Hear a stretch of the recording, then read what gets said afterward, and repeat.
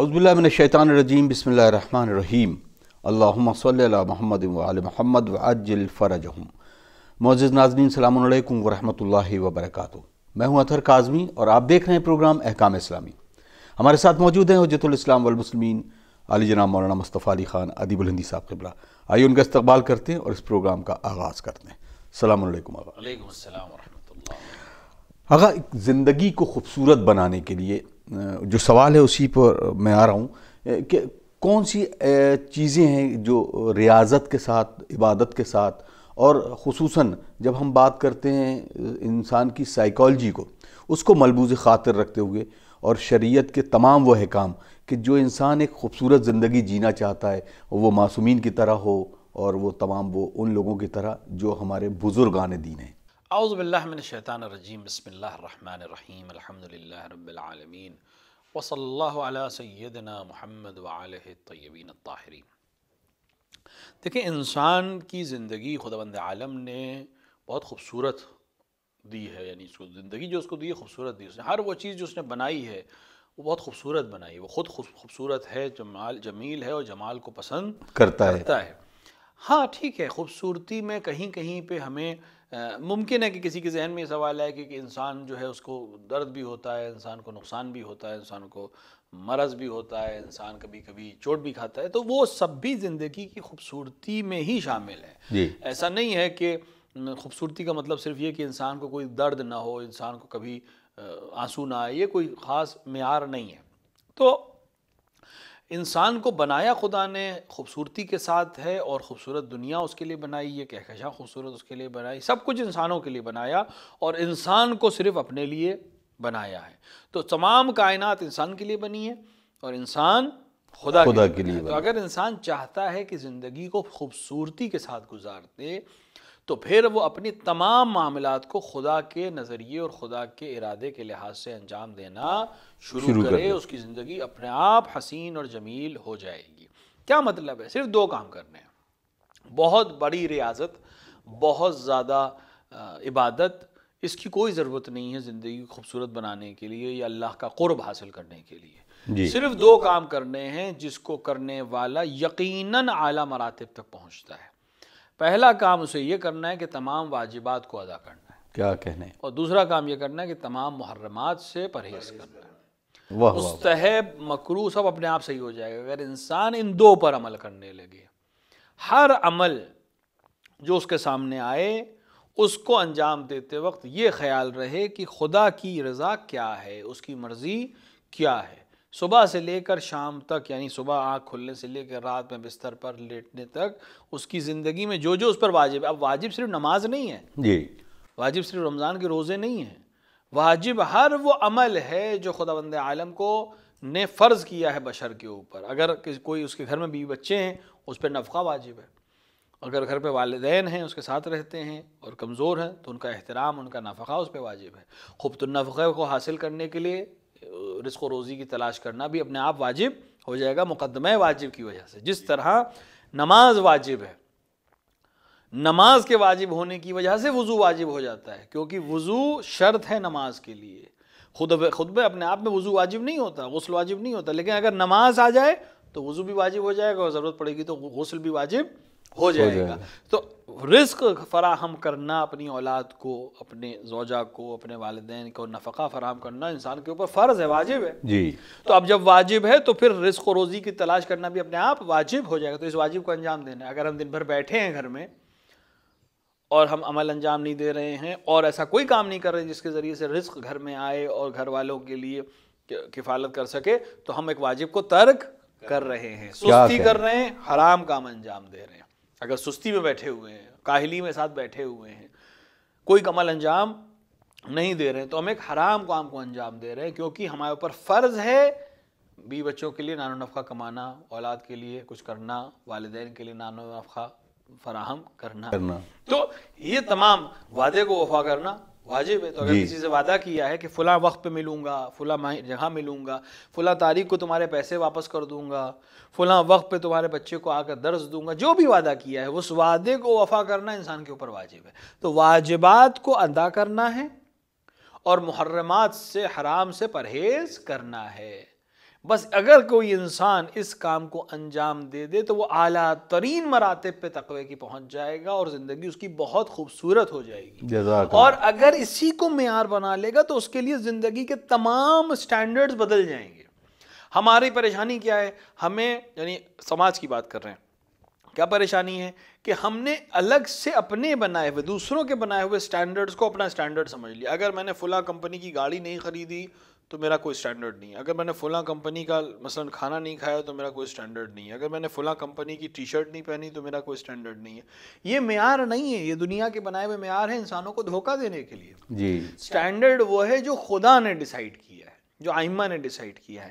کسی بھی قسم کا لباس پہنو حلال کی کمائی سے ہو. کیا کہنے ہیں؟ کسی بھی طرح کا لباس پہنو، وہ لباس ہو جو اہل بیت کو نقصان یعنی پسندیدہ ہو، ان کو ان کی شان کے خلاف نہ ہو، کسی کا حق مار کے نہ لیا گیا ہو، کسی کی اذیت کا سبب نہ ہو. اگر بغل میں کوئی غریب رہتا ہے جس کے بچوں کے پاس پھٹے ہوئے کپڑے ہیں اور آپ اسٹینڈرڈ کے کپڑے پہن رہے ہیں کسی برانڈ کے اور ان کو یہ کپڑا نہیں دلا رہے ہیں، تو یہ کپڑا پہننا بھی کل خدا کے بارگاہ میں جواب دینے کا سبب بنے گا، گرچہ آپ نے حلال پیسے سے خریدا ہے.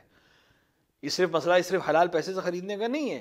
اگر بغل والے کا حق ضائع ہو رہا ہے کہ جب آپ اس کے بچے آپ کے بچوں کو دیکھیں تو ان کے اندر احساس حقارت آئے کہ ہمارے پاس نہیں ہے اور اس کے پاس ہے، تو جب اپنے بچوں کے لیے لے اپنے اس برانڈ کو اگر کم کر دیں تو دونوں کے لیے شاید آپ خرید سکتے ہو. تو اسلام اس کی تعلیم دے رہا ہے. جب ہم اپنی تمام زندگی کا معیار اسلام اور خدا اور اہل بیت کو بنا لیں گے تو ہمارے معاملات بہت آسان بھی ہو جائیں گے اور ہمارے لیے زندگی بہت آسان ہو جائے گی. بے شک. کون سے ماڈل کی گاڑی آپ لے رہے ہیں یہ امپورٹنٹ نہیں ہے، اس گاڑی سے کام کیا لے رہے ہیں یہ امپورٹنٹ ہے. جی. اس گاڑی سے کتنوں کی مدد کر پا رہے ہیں، اس گاڑی سے کیا کام انجام دے رہے ہیں، یہ بہت امپورٹنٹ ہے. تو معیار آپ اہل بیت کو بنائیے، معیار خدا کے دین کو بنائیے، معیار قرآن کو بنائیے، پھر اپنی زندگی میں جو آپ کرنا چاہیں کریے، آپ کے لیے تمام چیزیں خوبصورت اور حسین ہو جائیں گی. جزاک اللہ. کیونکہ سوال یہ تھا، زہرا افضل سٹی منگلور اتراکھنڈ سے سوال کرتی ہیں کہ میں ایک ڈاکٹر بننا چاہتی ہوں، ایک سکسیسفل ڈاکٹر، لیکن اس سے قبل ایک سکسیسفل انسان، اور وہ انسان جو دین الہی پہ گامزن اور بالکل اس طریقے سے جیسے کہتے ہیں کہ لیو لائک مولا علی اور ڈائی لائک امام حسین. تو اس کے لیے ہمیں کیا کرنا ہوگا؟ کہ ظاہر سی بات آپ نے اس کو تفصیل فرما دی، لیکن پھر بھی ان کے سوال کے جواب میں وہ چیزیں بتا دیجئے تاکہ ایک نوجوان کے لیے بھی شاید اس کے اپنے کیریئر اور اس کو اپنے آگے زندگی کے لیے اچھی صلاح مل جائے. دیکھیے بہت اچھی فکر ہے اور بہت اچھا جذبہ ہے کہ خاتون ہو کر انسان چاہے کہ وہ ڈاکٹر بھی بنے اور ساتھ ہی ساتھ اپنے دین اور اپنے امام کو اپنا آئیڈیل اگر کوئی انسان ایک جوانی کے عالم میں کر رہا ہے تو اس سے بہتر کوئی چیز نہیں ہے، کیونکہ یہی وہ وقت ہوتا ہے کہ انسان اپنے پورے آخر تک کو طے کرتا ہے. جی 40+ اور 50+ اور 60+ کے بعد آپ کو آئیڈیل اگر تلاش کر رہے ہیں تو بہت مشکل ہے کہ آپ اس کو چینج کر پائیں گے. جوانی میں اگر آپ نے اپنے معاملات کو صحیح کر لیا ہے اور اپنے آئیڈیل کو طے کر لیا ہے تو آپ کی زندگی یقیناً بہت اچھی ہو جائے گی. اور ہماری دعا ہے کہ انشاءاللہ خدا آپ کو کامیابی عطا فرمائے، اچھی ڈاکٹر بنے اور اس ڈاکٹری کے علم کے ساتھ، علم طب کے ساتھ آپ وہ خدمت کر سکیں جو ایک انسان کو دوسرے انسان کے ساتھ کرنی چاہیے. جس علم کی دین کے علاوہ جو علم ہے اس کی تعریف کی گئی، اس میں علم طب کی تعریف ائمہ سے اور رسول اکرم سے ہے کہ اگر علم ہے تو وہ علم طب ہے کہ جس کے ذریعے سے انسانوں کا معالجہ ہوتا ہے اور کیا جاتا ہے. رہی بات کہ میں زندگی میں آپ نے خود ہی اپنے لیے آئیڈیل طے کر لیے، امام حسین علیہ الصلوۃ والسلام، امیر المومنین علیہ الصلوۃ والسلام اگر آپ کے آئیڈیل ہیں کہ یقیناً تمام بشریت کے آئیڈیل ہیں، آپ کو اپنی زندگی امیر المومنین اور امام حسین سے اگر سبق لینا ہے تو دونوں کی زندگی کا خاص سبق وہی ہے کہ خداوند عالم کی رضا کے لیے تمام کام انجام دینا. حالات سے گھبرانے کی ضرورت نہیں ہے، سختیوں سے گھبرانے کی ضرورت نہیں ہے. دنیا کی سب سے بڑی ملٹری، دنیا کے سب سے بڑے رولر کے مقابلے میں 70 انسانوں کے ساتھ امام حسین اکیلے کھڑے ہو گئے اور آج اس کا نتیجہ یہ ہے کہ امام حسین آج بھی زندہ ہیں اور دشمنوں کی اتنی بڑی تعداد اور دشمنوں کی اتنی بڑی حکومت تہس و نہس ہو گئی، خبنست و نابود ہو گئی. تو قربانی کا جذبہ امام حسین سے لیں، کیونکہ ظاہر سی بات ہے آپ نے جو لائن اختیار کی ہے اس میں قربانی مانگے گی، وہ آپ سے ایکسٹرا اسٹڈی مانگے گی، ایکسٹرا جاگنا مانگے گی، ایکسٹرا خدمت مانگے گی. کل جب انشاءاللہ آپ ڈاکٹر بن جائیں گی تو شاید آپ کو اس طرح سے نیند نہ مل سکے جس طرح آج آپ کو نیند مل سکتی ہے. کبھی بھی پیشنٹ ہو سکتا ہے، ایمرجنسی کبھی بھی ہو سکتی ہے، کبھی بھی آپ کو کال کی جا سکتی ہے.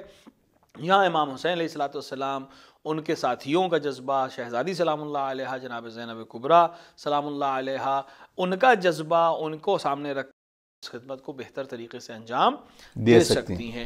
اپنی عبادات کو ساتھ میں، جو آپ اسٹڈی کر رہی ہیں، اسٹڈی کے زمانہ ہے، اپنی واجب عبادات کو انجام دینے کے بعد آپ اپنی اسٹڈی کے اوپر فوکس کریے، اور کسی اور مستحب عمل کی جگہ پر اگر آپ اپنی اسٹڈی پہ زیادہ فوکس کریں تو خدا وہی اجر آپ کو عطا کرے گا۔ ہاں کچھ وقت مل جائے ذکر کر سکتی، بہترین چیز جو آپ کے لیے فائدہ مند بھی ہو سکتی ہے اور آپ کی اسٹڈی میں بھی آپ کو ہیلپ کر سکتی ہے، وہ ہے قرآن کی تلاوت کرنا۔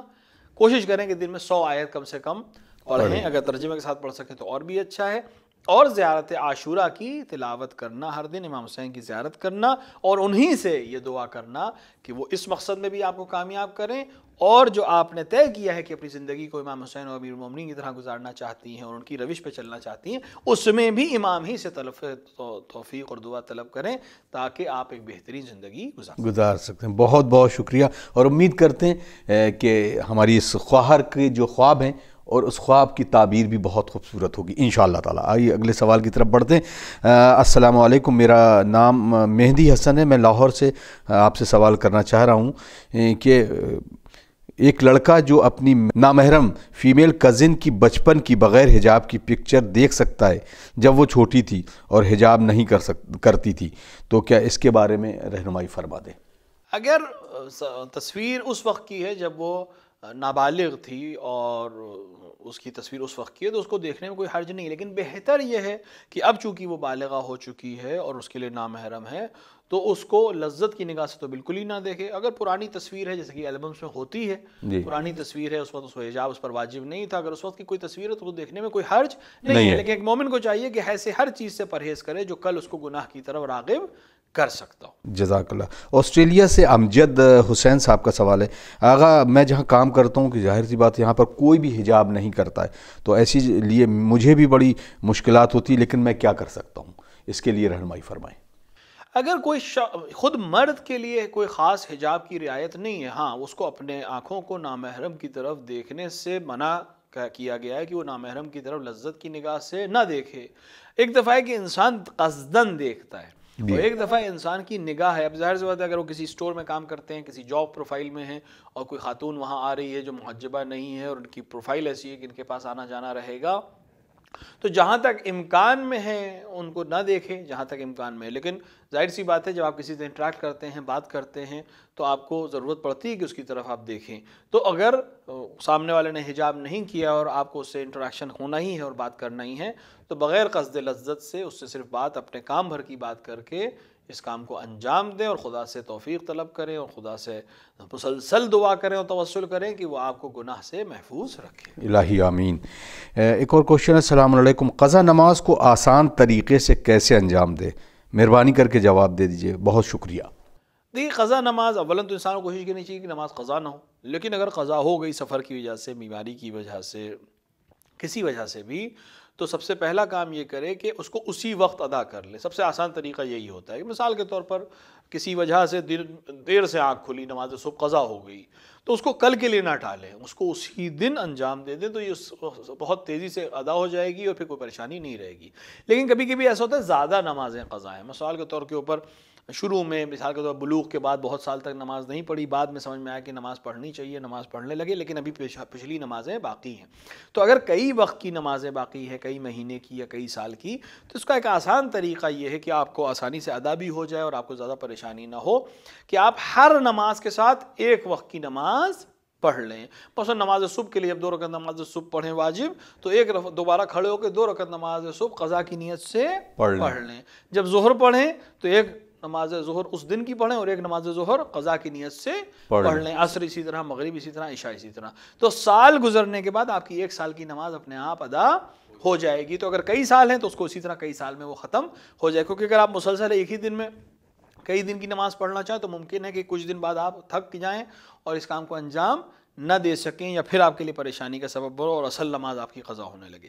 تو جو آسان طریقہ ہے وہ یہی ہے کہ ہر وقت کی نماز کے ساتھ ایک قضا کی نیت سے نماز پڑھ لیں۔ پہلے تو حساب کریں کہ کتنی نمازیں قضا ہیں، اور اس قضا نماز میں حد اقل اور حد اکثر کو نظر میں رکھیں، یعنی کتنی حد اقل میری قضا ہوئی ہیں اور حد اکثر کتنی قضا ہوئی ہیں، یعنی کم سے کم اتنی نمازیں ضرور قضا ہوئی ہیں جی، اور زیادہ سے زیادہ اتنی نمازیں قضا ہوئی ہوں گی. تو اگر کوئی حساب کتاب نہیں رکھا ہے تو پھر حد عقل کو ضروری ہے کہ نماز پڑھ لے اور باقی کو بھی دھیرے دھیرے کر کے ادا کرے. اور اگر حساب رکھا تھا لیکن اس میں کوئی گڑبڑ ہو گئی، گم ہو گیا، تو وہی حد عقل تک کی مقدار کو پڑھ لینا اس کے لیے کافی. جزاک اللہ.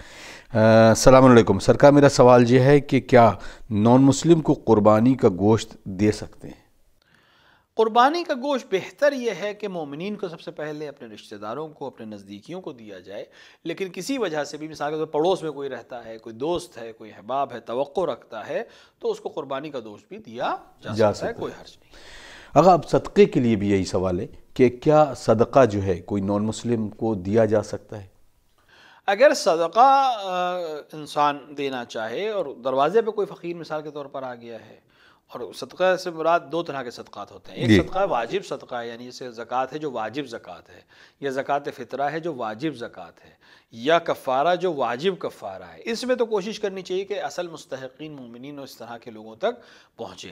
لیکن جو مستحب صدقے ہیں، جیسے ہر دن ہم لوگ اپنا صدقہ نکالتے ہیں، یا امام زمان اجل اللہ تعالیٰ فرجہ شریف کا صدقہ نکالتے ہیں، تو ان صدقات کو کسی کو بھی دیا جا سکتا ہے. اگر دروازے پہ کوئی آیا ہے اور اپنے ہاتھ کو پھیلا رہا ہے تو وہ دیا جا سکتا ہے. امیر المومنین علیہ الصلوۃ والسلام کی زمان حکومت کی بات ہے، جب آپ خود ظاہری طور پر خلافت آپ کے پاس تھی اور آپ کوفے میں تھے، کہ آپ گزر رہے تھے ایک راستے سے اپنے ساتھیوں کے ساتھ، وہاں پہ ایک شخص کو دیکھا جو ہاتھ پھیلائے ہوئے تھا، یعنی بھیک مانگ رہا تھا. امام علی علیہ الصلوۃ والسلام نے سوال کیا کہ ما ھذا، عربی میں کہا ما ھذا. ما ھذا کا مطلب ہوتا ہے یہ کیا ہے، یعنی امام کے لیے یہ چیز تعجب خیز تھی کہ ان کی حکومت میں کوئی انسان بھیک کیسے مانگ رہا ہے. جی، لوگوں کا جواب بھی بتا رہا ہے کہ یہ پوری حکومت امیر المومنین جو 4 سال کی حکومت تھی، اس میں اکلوتا مورد تھا. وہ کہتے کہ ہر چوراہے پہ ایسے لوگ کھڑے ہوئے. جی، پوچھنا چاہیے تھا کون ہے، لیکن آپ نے پوچھا کیا ہے، یعنی میری حکومت میں کوئی فقیر کیسے، یعنی فقیر سے مراد یعنی کہ دست درازی کیسے کر رہا ہے، گدائی کیسے کر رہا ہے، بھیک کیسے مانگ رہا ہے. فقیر ہونا ایک الگ چیز ہے، کسی انسان کے پاس ناداری ہے، نہیں ہے پیسہ، الگ چیز ہے. لیکن نہیں ہونا ایک چیز ہوتی ہے، اور نہیں ہونے کے بعد مانگنے کی کیفیت آ جانا ایک الگ چیز ہوتی ہے. تو امام نے یہ پوچھا کہ میری حکومت میں مانگ کیسے رہا ہے. لوگ گئے، واپس آئے اور کہا کہ مولا یہ نصرانی ہے، عیسائی ہے، کرسچن ہے. پہلے جوان تھا، محنت کرتا تھا، مزدوری کرتا تھا، پیسے کما لیتا تھا، اپنا کھا پی لیتا تھا. اب بوڑھا ہو گیا، اس کو کام تو ملتا نہیں ہے، لہٰذا مجبور ہے کہ اپنے ہاتھ کو پھیلائے. امیر المومنین نے 2 کام کیا. پہلا کام آپ نے یہ کیا کہ بیت المال، مسلمانوں کے بیت المال سے حکم دیا کہ اس کو اتنا دیا جائے کہ اس کو فقیری کی ضرورت نہ پڑے. بیت المال سے دیا گیا، مسلمانوں کے بیت المال سے.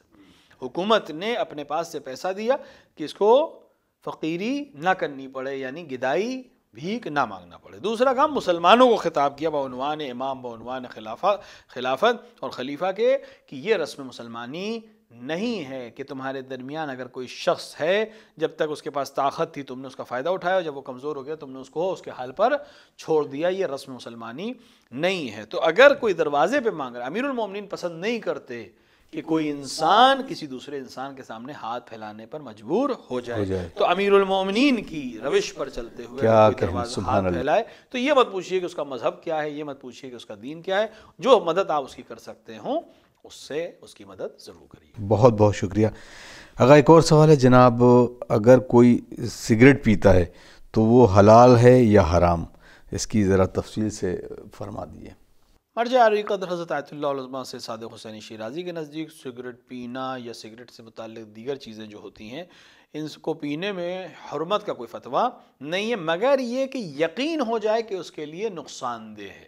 ایک دفعہ ہے کہ انسان پی رہا ہے تو معمولاً ہے جیسے تھا پی رہے ہیں، کوئی مسئلہ نہیں. لیکن ایک دفعہ ہے کہ ایک ایسی سٹیج آ چکی ہے اس کے لیے کہ اگر وہ مزید سگریٹ پیے گا تو اس کو کوئی بڑا مرض ہو رہا ہے یا ہو چکا ہے اور اس کو وہ مزید تکلیف دے گا، تو وہاں پر حرمت آ جائے گی. لیکن اگر اپنے آپ میں خفی نفس سے سگریٹ پینا یا سگریٹ سے متعلق دیگر چیزوں کو پینا، اس میں مرجع کی نظر میں کوئی اشکال نہیں ہے. اگر کیونکہ اب سگریٹ کی بات چلی ہے اور اس طریقے سے جو حرمت کی چیزیں ہیں وہ تو بالکل علی الران ہے، لیکن اس کے باوجود بھی کچھ ایسے نشے ہیں جو آج کل ینگ جنریشن میں گھر کر گئے، خاص طور سے ڈرگس کے لیے.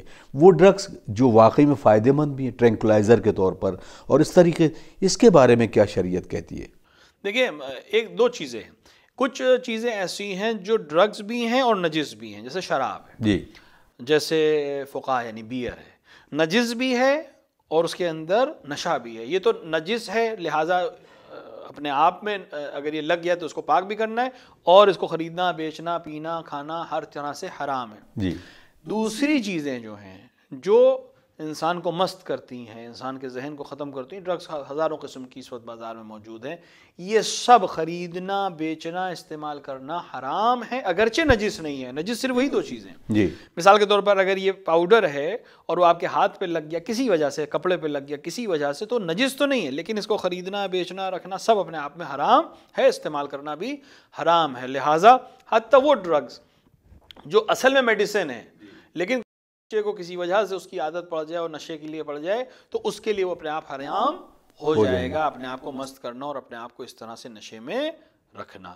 لہٰذا میڈیسن اگر ہے تو میڈیسن کے طور پر اگر استعمال ہو رہا ہے تو کوئی حرج نہیں ہے، لیکن اگر وہ ڈرگ کی طرح سے استعمال کیا جا رہا ہے، نشے کے لیے استعمال کیا جا رہا ہے، تو اپنے آپ حرمت کا فتویٰ اس کے اوپر آ جائے گا. اس میں بھی کچھ اور چیزیں ہیں، مطلب اس کا نام لینا بھی شاید ضروری ہو جائے. مثلا جیسے آج کے اصطلاح میں چرس کہتے ہیں، یا فیم ہے، یا اس طرح کی اور بھی بہت ساری چیزیں جو پیڑوں سے نکلتی ہیں یا جو قدرتی طور پر آتی ہیں. اس کے لیے کیا فتویٰ ہے؟ تمام چیزیں چاہے وہ پیڑ سے نکلے، چاہے وہ خود مثال کے طور پر کسی روٹ سے نکالی جائے، کسی برانچ سے نکالی جائے، یا خود لیب میں تیار کی جائے، ہر وہ چیز جو ذہن انسانی کو مست کرتی ہو اور اس کی عقل کو ضائع کرتی ہو اور اس کو مستی کی طرف لے جاتی ہو، اگرچہ وہ نجس نہیں ہے لیکن اس کا استعمال کرنا اور خریدنا و بیچنا حرام ہے. جزاک اللہ. آغا السلام علیکم. والدین کی قضا نماز اور روزے ادا کرنے کا کیا طریقہ ہے، یا اس کے علاوہ والدین کے جو ہدیہ کرنے والی نماز ہوتی اس کو کیسے پڑھا جائے؟ دیکھیے، جو قضا نمازیں اگر معلوم ہے کہ باپ کی قضا نماز ہے اور بنابر احتیاط واجب ماں کی قضا نماز ہے تو بڑے بیٹے پر اس کو ادا کرنا واجب ہے، یعنی اولاد ذکور میں جو سب سے بڑا ہو، بیٹوں میں جو سب سے بڑا اس پر ادا کرنا واجب ہے، باقیوں پر واجب نہیں ہے. اگر کسی شخص کی اولاد میں لڑکا ہے ہی نہیں، سب لڑکیاں ہیں، تو کسی پر واجب نہیں ہے.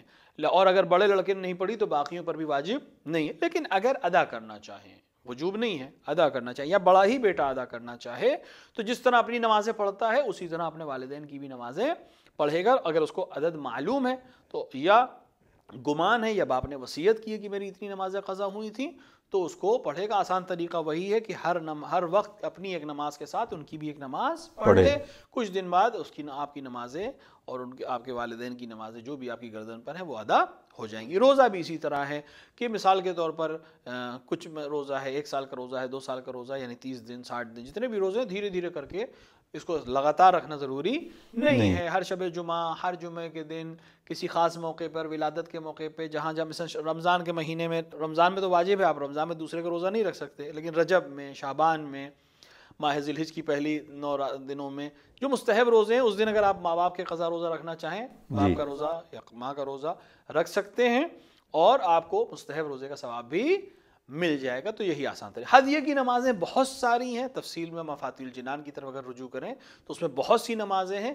کوئی بھی نماز اپنے والدین کو ہدیہ کر سکتے ہیں. اس ٹاپک کو بھی انشاءاللہ اگلے ایپیسوڈ میں کسی میں ہم گفتگو کریں گے اس بارے میں.